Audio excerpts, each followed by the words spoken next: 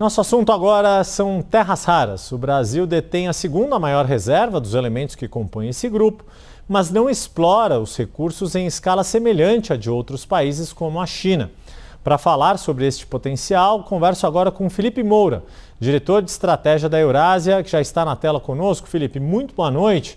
Queria começar contigo tratando do potencial do Brasil para agregar valor às terras raras aqui dentro do país. Qual é a dimensão deste potencial na sua avaliação? Boa noite, Yuri. Boa noite à nossa audiência. Prazer estar aqui com vocês.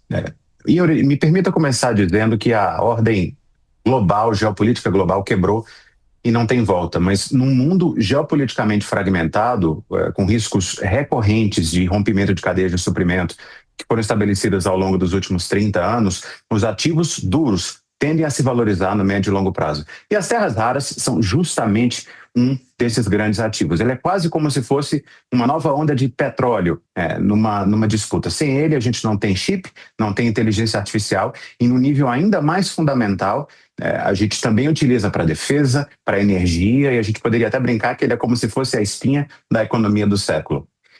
Mas nós temos aqui um cenário, Yuri, que nós temos um Brasil com 25%, um quarto das reservas mundiais de terras raras, mas menos de 1% da capacidade de extração desse mineral, comparado com a China, que tem 50% das reservas e 70% da produção. Então é por isso que eu tenho dito que nós somos um gigante adormecido no tema de terras raras.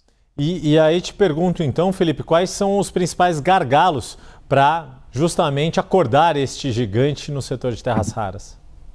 Bom, a primeira coisa, e eu gosto muito da pergunta, Yuri, é entender que a vantagem geológica que a gente possui não necessariamente se traduz em vantagem econômica. Então, a gente investir nessa cadeia é muito, muito importante, pensando em ativos que a gente consegue valorizar, como eu mencionei mais cedo, no longo prazo. Ativos, inclusive, que os investidores lá fora já estão começando a precificar aqui no Brasil. E, é claro, a gente tem uma posição geopolítica muito privilegiada, estar mais próximo dos Estados Unidos e de outras grandes demandas, mas o grande desafio que a gente tem economicamente, Yuri, que essas cadeias hoje não são ainda economicamente autossustentáveis.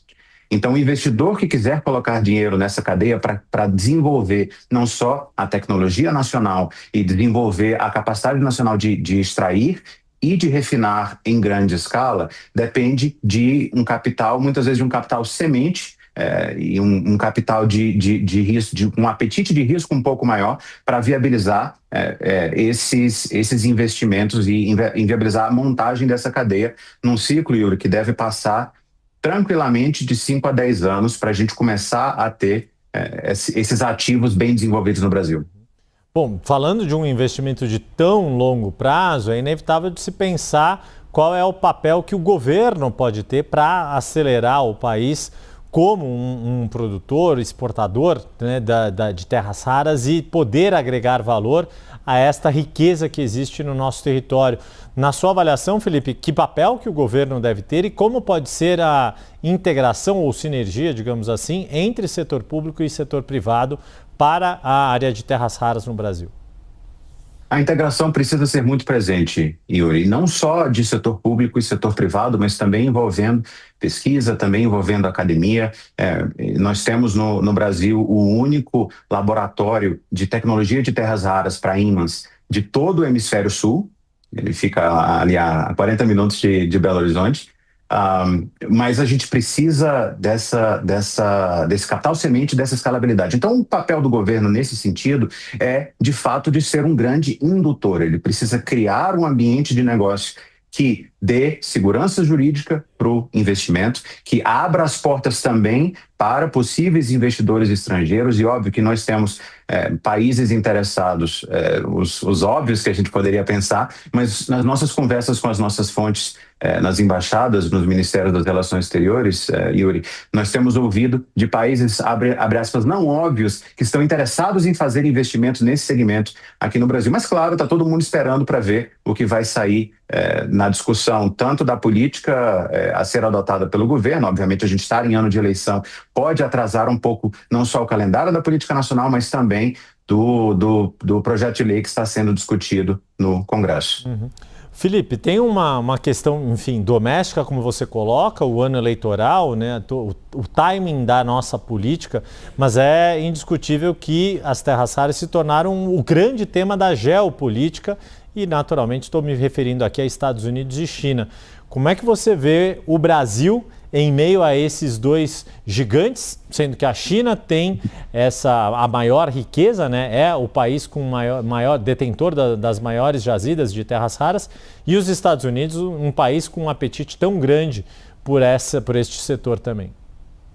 Bom, de fato aqui, Yuri, a gente precisa voltar para o que eu comecei a minha fala mencionando, que é essa fragmentação da ordem global. Em circunstâncias normais, o Brasil não teria interesse, como de fato não teve, historicamente, em investir nesse segmento no Brasil. Então, nas nossas conversas com os nossos clientes de fora e clientes aqui no Brasil, a gente entende que não houve apetite econômico para investir nesse mercado no Brasil. Mas na medida em que alguns investidores e alguns players internacionais estão preocupados com um possível corte ou redução do fornecimento, por exemplo, da China, eles vão procurar alternativas. Então, nesse sentido, o Brasil fica muito bem posicionado. Obviamente que esse é um tema que entra muito pesadamente na relação Brasil e Estados Unidos, e isso tem sido um tema de vai e volta e bastante discutido bilateralmente entre os dois países.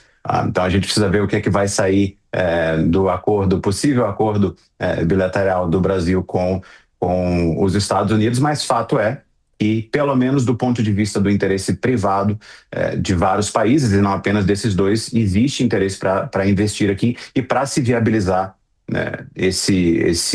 a segurança jurídica e esse ambiente de negócios para o Brasil. Nós conversamos com o Felipe Moura, diretor de estratégia da Eurásia, fez a gentileza de nos atender na noite de hoje. Felipe, muito obrigado e até a próxima. Obrigado, Yuri. Até a próxima.